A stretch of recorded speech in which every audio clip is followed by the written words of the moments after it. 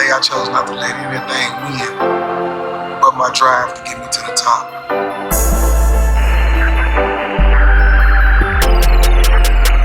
Frank Lee made the beat.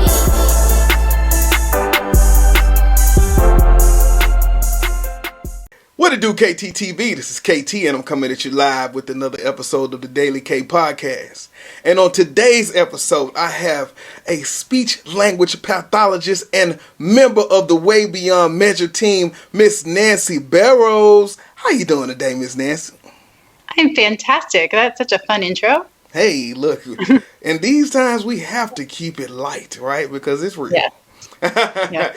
Clearly an educator, because you made it, grab attention, that whole good thing. Hey, that's how you got to get it. There, you got to get your hook. So I want to say thank you for taking a few minutes out to talk to me about the great work you're doing with Way Beyond Measure. And moreover, early intervention is so important when it comes down to speech and just understanding that. So being able to give the audience something to just listen to and be able to recognize those early signs helps all of us in the long run. So thank you today. It's my absolute pleasure. I mean, these are my passions, so anyone I can share them with, it's really exciting for me as well. So I appreciate you and the opportunity. Thank you. Yes. So before we jump into things, I always like to do a wellness check. So the question would be, how have you been doing during the pandemic, especially in California, and how are you staying safe to mitigate? Yes. I actually am doing really well. Amidst the chaos, I have found some quiet and calm and clarity, which has been amazing. In terms of working 10, 12-hour days, like every other educator out there, by the time you email or talk to everyone and plan and get your materials, but I'm happy to do it. I'm happy to do it because I have a job. I have a way to continue to earn an income. So in that sense, I'm doing really well. I'm doing beyond blessed because my family and friends have remained healthy. I will say that I am more anxious now than I have been throughout the pandemic because in Los Angeles, we are pretty much the epicenter of the United States sort of current outbreaks right now. And I can't even watch the news anymore. The last thing I saw was that they're rationing oxygen. That's not something you want to read that's happening in your local hospital. So I'm hoping that everyone is being super careful and taking things seriously. I am pretty much a hermit these days and have been throughout the pandemic. And I certainly did not do it for 10 months to just give up now. So I am within my home. I have a pod in my condo building where we have 3 neighbors and we are all working from home and we are not going out. We decide once a week, we get everybody's grocery list, we order groceries together so that we can come together at a table for dinner, so that we can, continue that contact.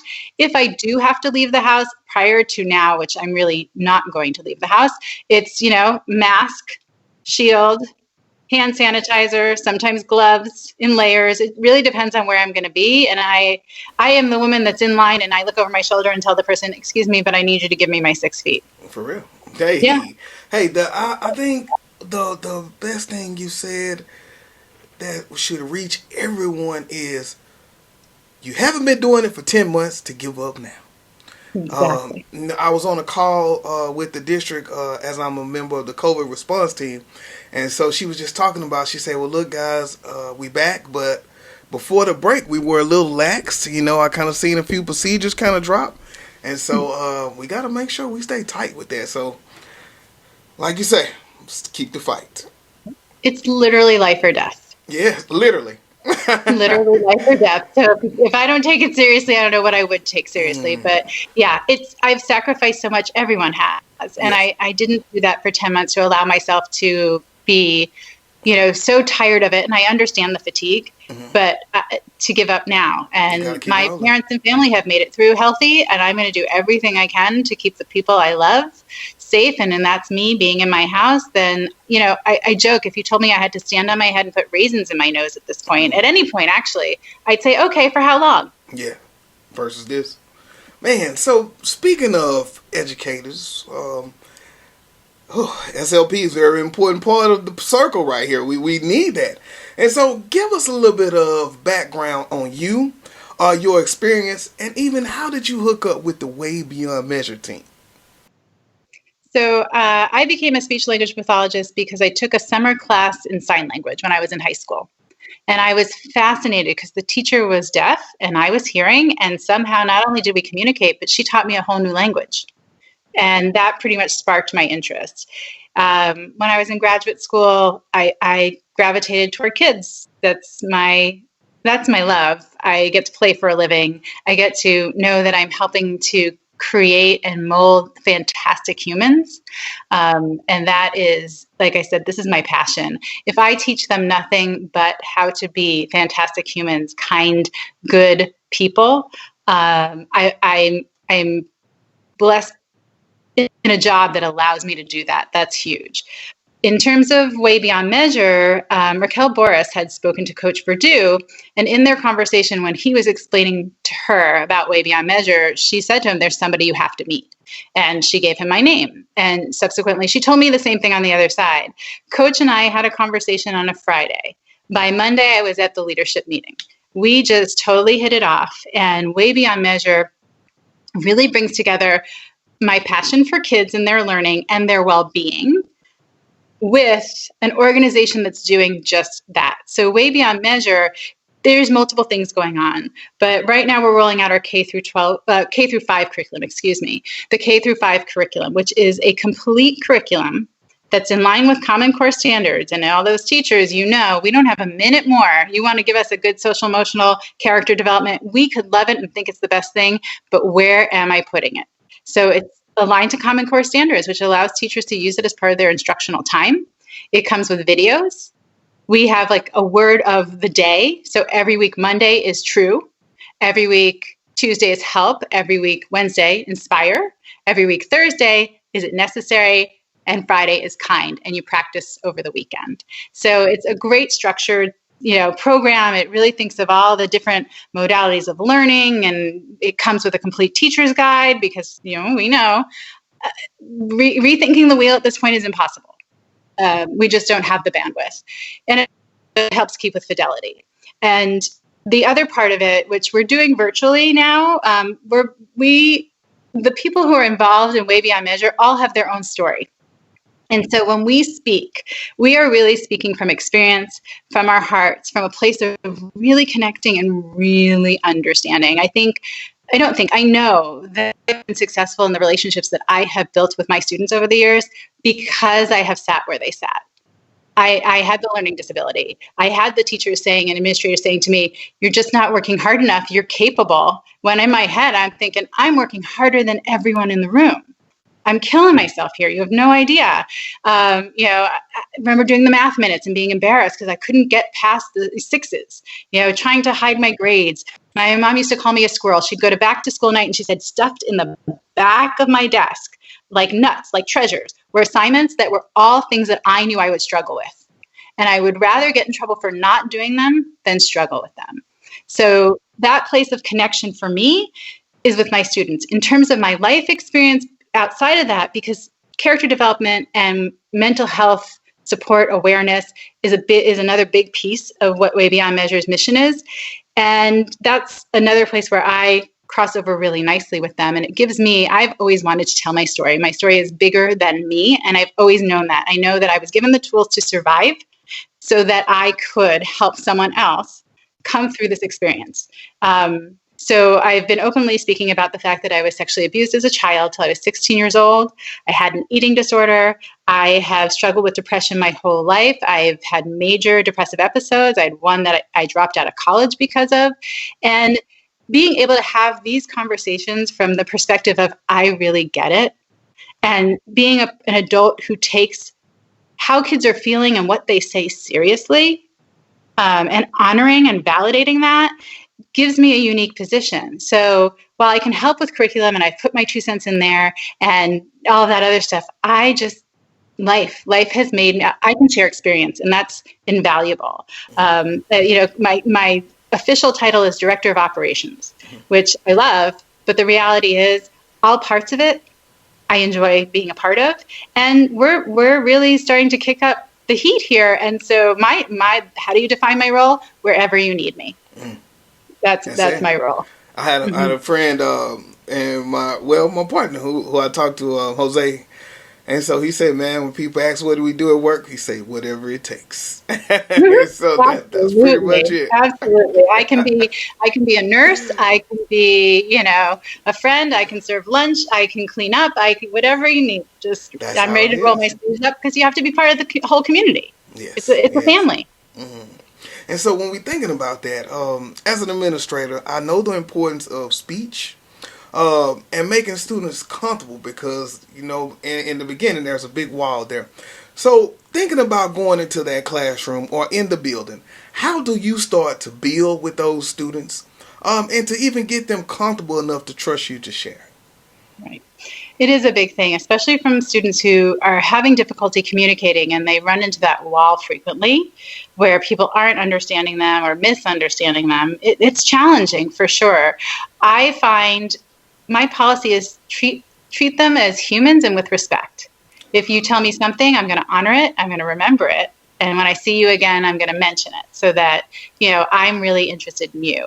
I'm also a big fan of silly. I mean, I don't want this to feel so serious and like there's a right and wrong during our session or anything like that. And so I happy dance.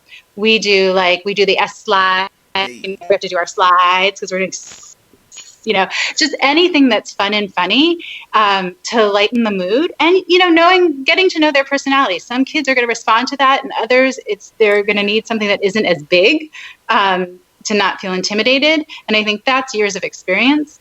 But ultimately, I'm truly interested in them. I honor and value them, and I really want what's best for them. And I think that's how I connect. I can't give you a specific thing. I think it's how do you feel about kids? How do you yeah. feel about their success? How do you feel about them as beings? And since you've been doing virtual, um, like has it become a little bit more of a struggle to make that connection, or how's that working? For me, it has this year, especially because I had been at the same school for many years. And so last year when we were virtual, I already had those connections with my students. And so it really worked well, for them to come into this uncomfortable environment, not my session, but this whole digital environment. And they're not with their friends next to them and that whole thing. But I have those relationships. I had the opportunity this year to move to a middle school. And I say it's the worst age, but it's really the best age for me because it's that place in between where everything feels awkward, everyone is unsure and insecure. And if I can get in there and be like, this is totally normal, you're perfect, you're enough, you're more than enough kind of person in their lives, then again, I've been blessed. Yes. But I don't know my students. This is the first year getting to know them. And it has been hard. What I have done is given them control. Here, we can do this or this. Which activity? Let's vote. Again, I remember what they tell me. And one of the things I did for like the sort of first couple of weeks of opening was would you rather, a digital would you rather game. So we're learning about each other. We're like, ew, that's gross. Whatever, we're just having a conversation. I'm not the authority in the room. We're all in this together. And that to me makes a big difference too. And especially with that age, they're asserting their independence. They're trying to figure out where they end and begin. So, I also tell them if we were in school, I trust you to know your body. If you need a tissue, just make eye contact with me, go get a tissue. You need to use the restroom, I trust you know your body. Make eye contact with me, go use the restroom. Like, I don't need to monitor you. I trust you. And that's another message I give my kiddos. Like, you know yourself. Trust that you know yourself. I trust that you know yourself. And since you've been hooked up with Coach, have you had to pull in any of the way beyond measure kind of Jedi tricks on them yet? Yeah. Well, it's just I try to channel my inner coach. Okay. Yay. And it's not easy because, man, that guy has energy and pizzazz and he's so large. Like, he just comes in strong. Yes. So I do try to, channel my inner coach and still remain like authentic without it seeming like I'm trying to be somebody else. Yeah, because it was like, Kendrick, hey, man, look, man. Yeah, I said, yes, exactly. If Coach. I can make all the faces and jokes, yes. But I'm learning a lot from working with the Yes. people at Way Beyond Measure about all sorts of things. Yes. the That's brilliance cool. of it all, of the Yeah. collaboration. Mm. And so then when we think about giving information out to parents, as an elementary educator, I understand that this is almost where the book starts, right? And so if I can catch them early. But the thing is almost like giving the parents the information so that they can act. And so as we think about those parents, if my student is struggling in class and I want to look at services whether in school or out of school, in your experience, what is the first thing that parent? So, first thing I want to tell parents is to trust their gut. Lots of parents think there's something going on. They go to the pediatrician says, "Oh, he's just a boy." Or, I love medical professionals. I have the utmost respect for them, but they have taken zero in the way of curriculum in language and speech development.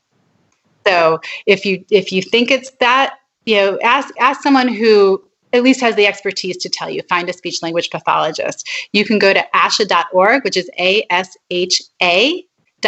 It's the National Association for Speech Language Pathologists, and find people there in your area just to have a conversation with and ask questions to.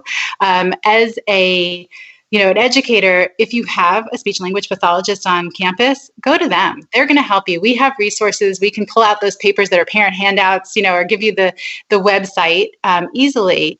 But really, like you said, early intervention is the most important thing. And I have kids that are first transitioning to me in kindergarten, but they've been getting services prior to that. And that's really important. And once they're in school, like, use your speech pathologist, use your special ed educators, use the people who might have more experience in this and can find.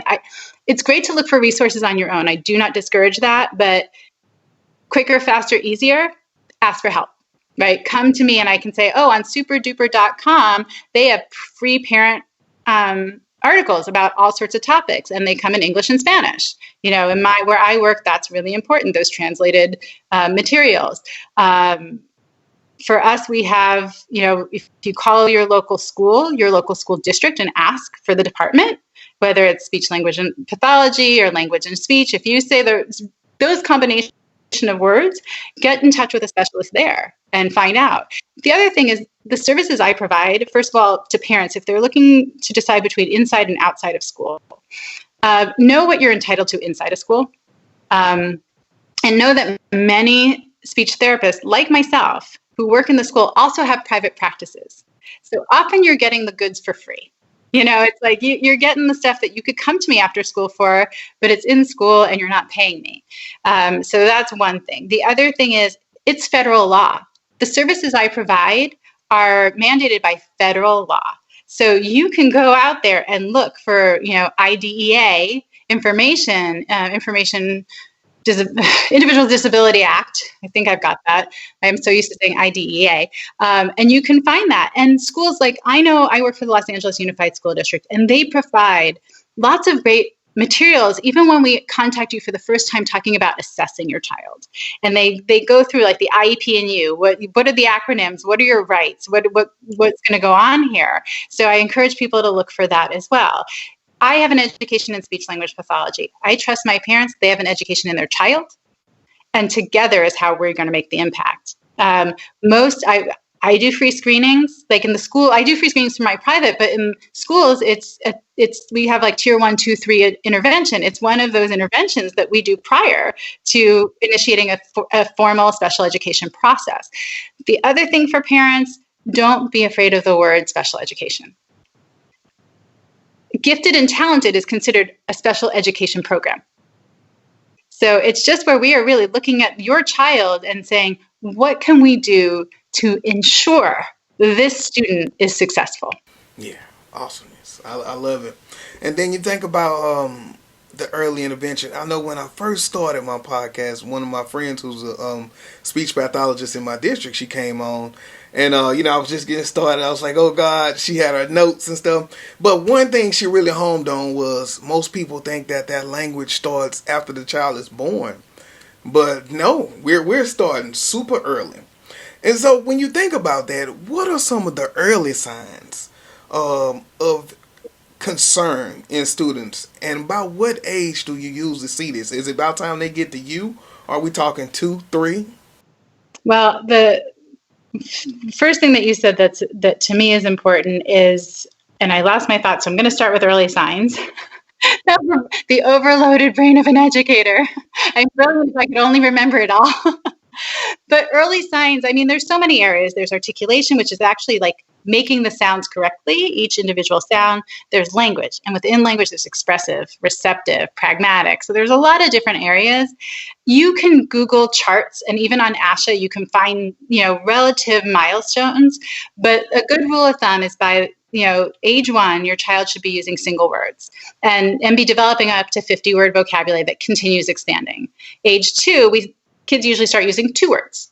And so on. Age 3, they start using 3-word combinations. Beyond that, some kids explode, some kids stay on the path. But that's a good guide. If you have a child who's really quiet and doesn't babble and play with sound, that may be a warning sign. And certainly I would say have your child's hearing checked. Lots of times we think ear infections, but sometimes kids just have fluid in their ears and it's not infected, or they have an excessive amount of wax and they're just not hearing. And that's super important to be able to hear, which brings me to my point that I remember from before, is that it's like a bank account. You have to put in before you can withdraw. So talk to kids all the time, well before they speak. So that's where they're gathering all the information. Receptive develops before expressive. If you think of learning a new language, you usually understand it before you can speak it. Same is true for English. It's the same process of development. I tell parents, talk until you feel crazy. Oh, so I'm going to use hot water and some soap and get it really sudsy, and then I'm going to wash, I'm going to make a circle, and then I'm going to turn it over and make another circle, and then I rinse, get it clean. Narrate your life. And when you feel like you're losing your mind, you're doing just about enough. Okay, that's it. Like I say, overcompensate. And so, besides the ASHA, is there any other places that you usually give to your parents to kind of go and dig?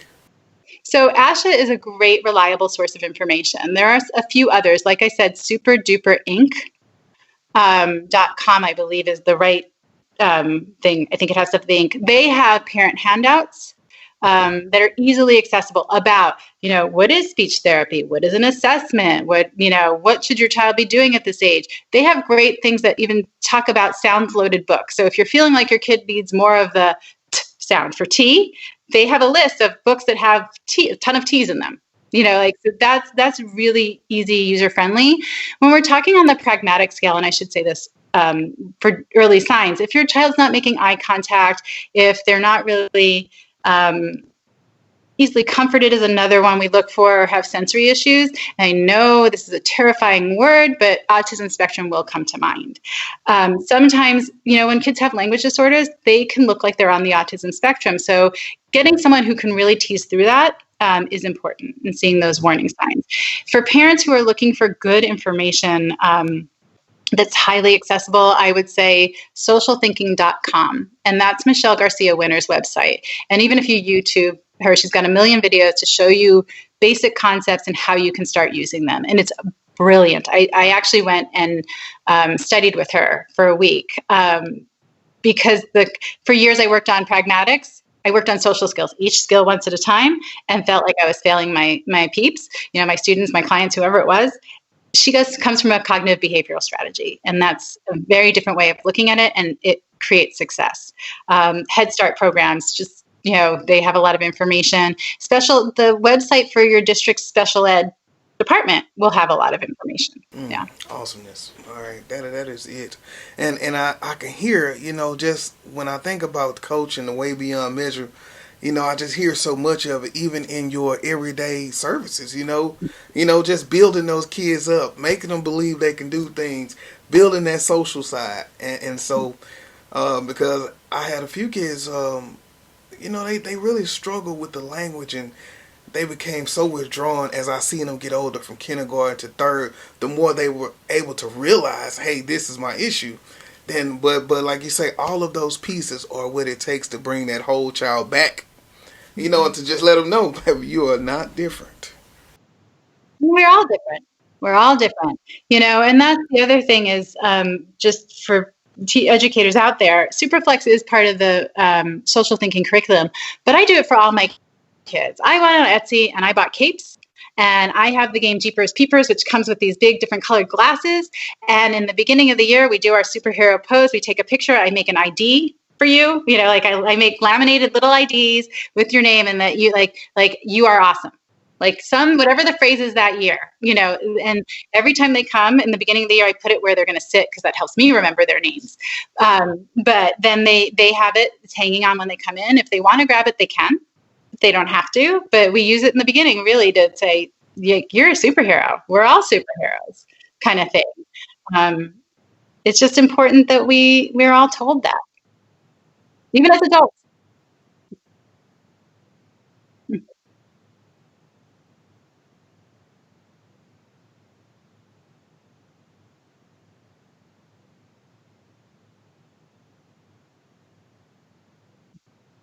Absolutely.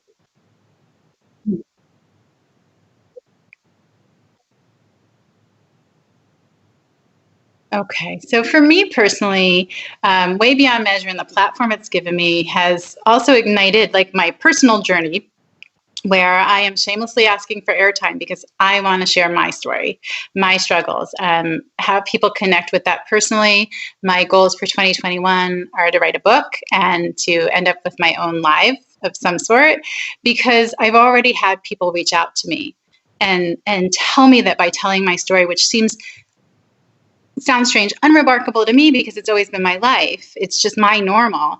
How much just hearing it and knowing there's someone out there who's been through it and survived and thrived has meant to that. So that really made me sit down and go, okay, I need to dedicate some time to this. In doing that, it's really developing me for Way Beyond Measure because I'm, you know, one of their speakers. When we get out of COVID and I can go and be face to face with kiddos, that's what I want to do. In terms of Way Beyond Measure, keep an eye out for a podcast. We have a podcast coming out pretty soon, and it's fantastic. It's hosted by Brian Wall, who is really a stellar human, and he's great with hosting and getting to the heart of the matter, sort of same as you are, those people who really get you talking and excited and passionate.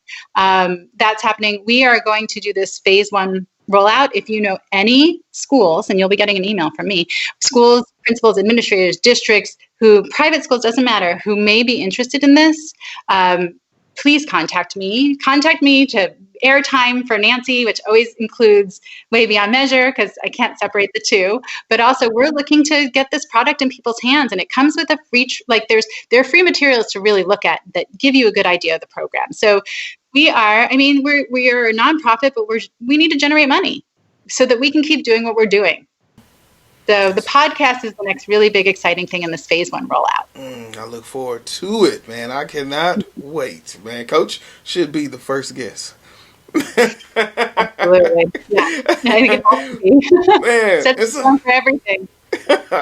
so how do we find you? How do we contact you? How do we get services? Just give me everything. All right. So on LinkedIn, I'm Nancy Barrows.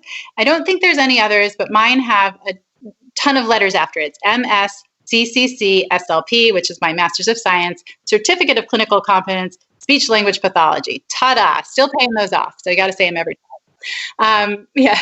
My email is my name. It's Nancy.D for Deborah, .barrows@gmail.com. On Facebook, I am Nancy Deborah, and all my educator peeps who are listening understand I don't put my last name on there. And my Instagram is Vibing with Nancy. And if you're having any trouble with that, just email me directly. Questions about where to go with your kiddos, questions about, who should I contact in my district, or is it time to contact? I'm happy to do that to the best of my ability, or at least get you to someone who can. And again, airtime, FaceTime, people time.